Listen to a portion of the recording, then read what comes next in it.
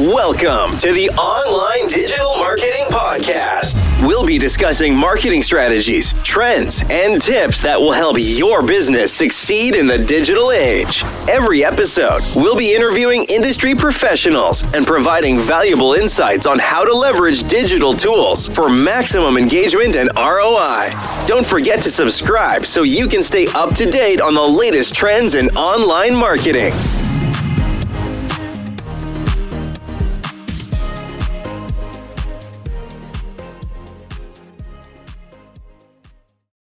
Welcome back to the Deep Dive.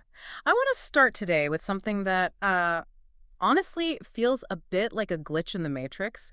Yep. You know the feeling, you're scrolling through Instagram or LinkedIn, and you see these business accounts with like 50,000 followers, slick video editing, drone shots, the whole 9 yards. Oh, yeah? And you assume naturally, okay, this person is printing money, they have made it. The success avatar. Yeah. It's very convincing. Right, but then you peek behind the curtain, and we've seen the data on this, the stack of notes we're covering today, and you realize a terrifying number of these businesses are, well, they're broke. Genuinely broke. I mean, barely making rent, stressed out of their minds, broke. It's the modern business paradox, really. Yeah. We are drowning in what the source material calls vanity metrics. Likes, follows, views. All the stuff that feels good. It gives you a dopamine hit. It looks great on a slide deck, but it's not currency. You can't pay your mortgage with a like. And the bank doesn't accept engagement as collateral. And that is the hook for today. We are ripping apart a stack of transcripts and notes based on the no BS marketing philosophy. And I want to be clear right up front, this isn't a deep dive on how to go viral. No, it's actually the opposite. It's about why going viral might be the worst thing for your business if you don't have the plumbing fixed first. Absolutely. The core mission here is to strip away the vibes. Yeah. We're seeing a shift in the industry, what the sources call marketing maturity. Marketing maturity, I like that. It's moving from the chaos of just, throwing content at the wall and hoping something sticks to building engineered systems. Engineered systems. That sounds reliable. But before we get into the how, we have to address the elephant in the room. The sources mention most people fail immediately because they fall into the generalist trap. Yeah, and this is a painful one for a lot of people to hear. It goes against our instincts. Why is it so painful? To me, it feels logical to want to help everyone. Because it feels safer to cast a wide net. The logic in your brain goes, I help businesses grow. If I say that, I can work with a dentist, a roofer, a software startup, Anyone. or a bakery. I'm not excluding anyone. I'm open for business. It feels like you're maximizing your total addressable market. You don't want to leave money on the table. Correct. But in practice, you are maximizing your irrelevance. The source material is brutal on this point. Marketing to everyone results in persuading no one. If you try to speak to everyone, you end up sounding like background noise. Just static. Let's look at the roofer example from the notes, because I think this really nails the difference. I want to break this down. It does. So imagine two consultants. Consultant A says, we help local businesses improve their digital presence and grow revenue. I think I have 20 DMs in my LinkedIn inbox with that exact script right now. It just washes over you. It's white noise. You don't even read it. I don't even read past the first line. Exactly. It's generic. Now look at Consultant B, the no BS version. They say, we help residential roofers generate 20 booked inspections in 60 days or you don't pay. Okay, that hits different. Right. Physically. I actually sat up straighter when I read that. And why? Break it down. What's happening there? Well, first off, if I'm a dentist, I immediately know this isn't for me. I keep scrolling. But if I'm a roofer, You're stopping. I have to stop. You're stopping because of the they get me factor. That's the psychological lever. When you call out the specific identity roofers and the specific metric that matters to them, booked inspections, not leads or clicks, the prospect feels understood. They think, this person knows my business, so they must have the solution. Exactly. But hold on, let me play devil's advocate here, because I know what people are thinking. If I niche down to just roofers, am I not cutting out 99% of the market? Shouldn't my ad costs skyrocket? That's the fear. That is the common fear. But the math, and the sources are very specific on this, works the opposite way. When you niche down, your ad costs usually drop and your conversion rates triple.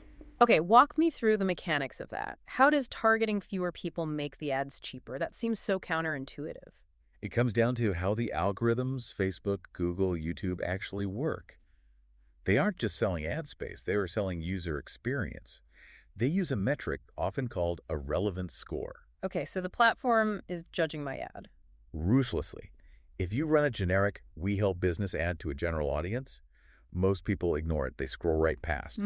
The algorithm sees that low engagement, marks your ad as low quality or irrelevant, and then it charges you a premium, a high CPM to show it. So you're paying a boring tax. Perfectly put. You are paying a penalty for being boring and irrelevant. Now flip it. Okay. You show a picture of a damaged shingle to a roofer with a headline about storm damage leads.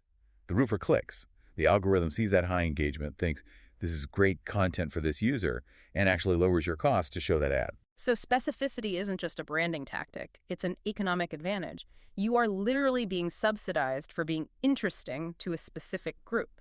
It is the only way to survive the rising cost of ads. You have to be relevant or you will go broke. Okay, so we've narrowed our focus. We are talking to the roofers. The next pitfall the notes highlight is this obsession with creative. The cool ad syndrome. It's a plague. We need a cinematic video, we need a drone shot, the lighting has to be perfect, and the sources basically say, that's all garbage. Well, not garbage, but secondary. It's decoration. The principle here is a strong offer can survive average creative, but a weak offer with a great ad is still weak. The offer is king. Ken Kennedy would die on this hill. You can have a shaky iPhone video, bad lighting, maybe even a typo. But if the offer is, I will give you a Ferrari for $10, you're going to sell out. You don't need a drone shot of the Ferrari. You just don't. Okay, fair point. Yep. But we aren't selling Ferraris for $10. So what does a strong offer look like in the real world? Because I think people confuse offer with product. Huge distinction. The product is the thing you do. I run Facebook ads. That's a commodity. The offer is the transformation and the terms. The terms? Yeah. The sources list three main components: the outcome, the timeline, and the risk reversal. Risk reversal. That sounds like finance speak. Unwrap that. It just means who is carrying the weight of failure? In a weak offer, the client carries all the risk. Pay me $5,000 and I'll try to get you leads. And if it fails? The client is out $5,000 and the consultant's off to buy a new watch. It's low status. It signals you don't really believe in your own product. Right. A grand slam offer, to borrow a term often associated with this thinking, reverses that. We guarantee 20 booked inspections in 60 days, or we work for free until you get them. Whoa. Okay. That's scary for the service provider, though. Work for free. It's terrifying, and that's exactly why it works. It signals immense confidence. It tells the client, I am so sure this system works that I'm willing to put my own time on the line. That is marketing maturity. It is. So it forces accountability. You can't just hide behind branding metrics. If you have a guarantee like that, you actually have to deliver the inspection. Precisely. If you can't make a guarantee, the sources argue that your product simply isn't good enough yet. Go back to the lab. Fix the product. Don't market a broken product with better ads. That is a tough pill to swallow. Okay, moving down the stack. We have the niche, we have the offer. Now I need to talk about where this relationship lives. This part of the notes got me thinking about how vulnerable we all are. The concept is rented land. This is the most dangerous blind spot for modern businesses. We build our castles on Instagram, TikTok, LinkedIn. I mean, that's where the people are. It seems like the logical place to set up shop. It is where the traffic is, but you don't own those people. You are a user of the platform. You are a sharecropper. And the sources outline three critical risks here. Okay. First is algorithm volatility. You could reach 10,000 people today, and tomorrow an engineer in Silicon Valley tweaks a line of code, and you reach 50. I've seen this happen. Creators who are getting millions of views suddenly getting a few thousand. It's like the faucet just turns off. And you have no customer support number to call. You just disappear. The second risk is the ban hammer. Oh, yeah. If your business relies 100% on a Facebook ad account, and that account gets flagged by a bot, which happens every day, you are unemployed instantly. That's the Russian roulette aspect of it. You're betting your mortgage on an AI bot. And the third risk is intermediated attention. The platform stands between you and your customer. They are the gatekeeper, and they demand a toll. So if social media is rented land, what is the alternative? Because we can't just knock on doors like it's 1950. Own assets. The sources quote the old maxim, the money is in the list. Email and SMS. It feels archaic to some people. They say email is dead. Young people don't use email. Do they? Because my inbox is definitely not dead. The data says yes. Email is still the highest ROI channel for almost every major e-commerce brand. Why? Because it's an asset on your balance sheet.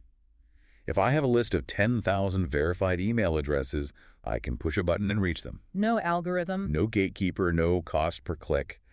It's direct access. You own the frequency. And this connects to the follow-up, right? Most agencies focus on lead gen, getting the name, but the sources emphasize the real money is made after the lead comes in. Because nobody buys on the first date. Maybe they're busy. Maybe they're broke until Friday. Yeah. If you rely on social media, you have to hope they see your next post. If you have their email, you can construct an automated narrative that builds trust over weeks or months. So you're building a machine that nurtures them until they are ready. You aren't pestering them, you're staying top of mind. That's the asset. The list is the business. The social media account is just the flyer you hand out to get them on the list. Okay, that's a crucial reframe. Social media is just the flyer. Now, I want to get into the heavy lifting of this deep dive. This next section in the notes was titled Strategic Domination. It sounds intense. It sounds intense, but it's really about math. It's about data over ego. Explain that. What does ego have to do with the data? We all have egos. We think our headline is clever. We think our pricing is perfect. The no BS rule is, you know nothing until the market votes with its wallet. You have to test everything. But testing sounds expensive. Let's throw money at 5 different ads and see what happens. Guessing is expensive. Testing is insurance. But the real strategic domination comes from understanding one specific number: customer lifetime value, or CLV. This is where the notes say most businesses fail. They focus entirely on the front end. Right. The front end is the first sale. Let's do a hypothetical. You sell a widget for $100. Most businesses think, I can't spend more than $50 on ads to sell a $100 product or I lose my margin. That sounds like responsible business. Keep your costs down. It's mom and pop thinking. It's defensive. The heavy hitters play a different game. They look at the back end. Okay. If I know that a customer who buys that $100 widget will also likely buy a subscription, an upsell, and a coaching package over the next year, that customer might actually be worth $1,000 to me. Okay, I follow. The LTV is $1,000. So if I know I'm going to make $1,000 eventually, I can afford to spend $200 or even $300 to acquire that customer today. Wait, so you're losing money on the first transaction. You're spending $300 to make $100. On paper, yes. It's a loss leader. You are going into the red temporarily. But here is why this creates domination. If you can only spend $50 to get a customer and I can spend $300. You buy all the ad space. I buy the best keywords. I outbid you on every auction. I hire the best copywriters. I effectively buy the market out from under you. The business that can spend the most to acquire a customer wins. Always. That is deeply counterintuitive. You win by being willing to lose initially. You win by having the back-end systems, the upsells, the retention, the email lists, that ensure that $1,000 actually comes in. That's why this isn't just about ads. It's about business architecture. If you don't have the back end, you can't afford the front end. You just can't compete. They aren't gambling. They are investing based on data you don't see. So we've got the niche, the offer, the asset, and the math. The final piece of the puzzle in the source material is about authority. Right. Now, everyone wants to be an authority. It's a buzzword. But how does this tie into the marketing system? Authority changes the entire dynamic of the sale. It moves you from chasing to attracting. We've all felt the chase. Cold calling, begging for meetings. It's low leverage. It puts you in a subordinate position. The sources talk about pre-sold clients. Imagine getting on a sales call where the prospect already knows your philosophy, respects your expertise, and actually wants to work with you. That's the dream. The call isn't a pitch anymore. It's just an interview. Are we a good fit? How do you get there? By publishing. In the old school days, you wrote a book. A physical book was the ultimate thud factor. I wrote the book on roofing marketing. Hard to argue with that. Exactly.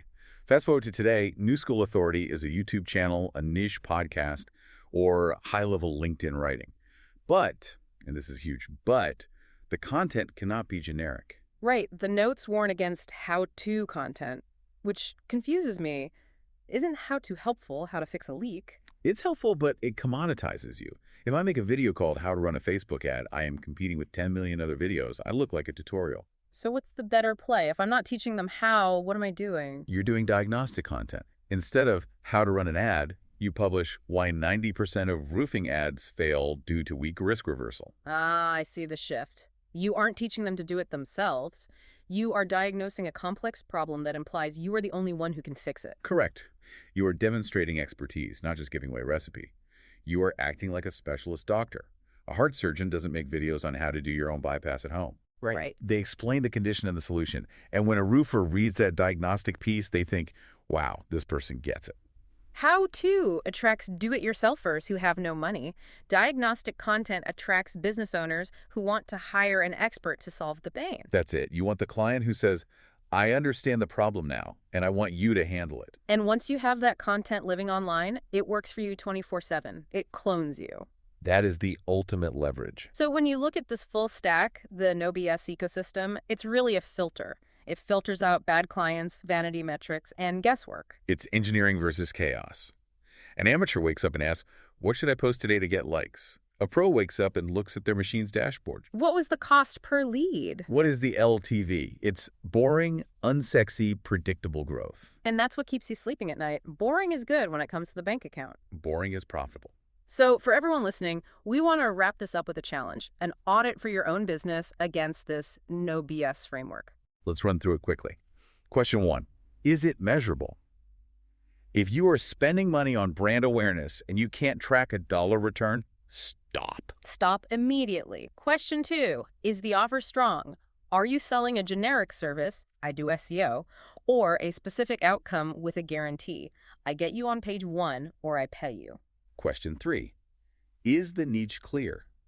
Are you falling into the generalist trap? If so, narrow it down until it scares you. Question 4, do I own the assets? Are you building an email list or just renting space from Mark Zuckerberg? If your Instagram died tomorrow, would you still have a business? And finally, do I know my math? You know your customer lifetime value well enough to outspend your competition. If you can answer those questions honestly, you will see exactly where the holes in your bucket are. It's usually not a new hack you need. It's not about finding a magic pill. It's about tightening the bolts on these foundational principles. And remember, the platforms will change. Next year, it might be VR or AI-generated content. But the psychology of a specific offer, trusted authority, and risk reversal, that hasn't changed in 100 years. Here's a final thought to chew on, something that popped into my head while we were discussing the generalist trap. We often think that narrowing our focus limits our freedom.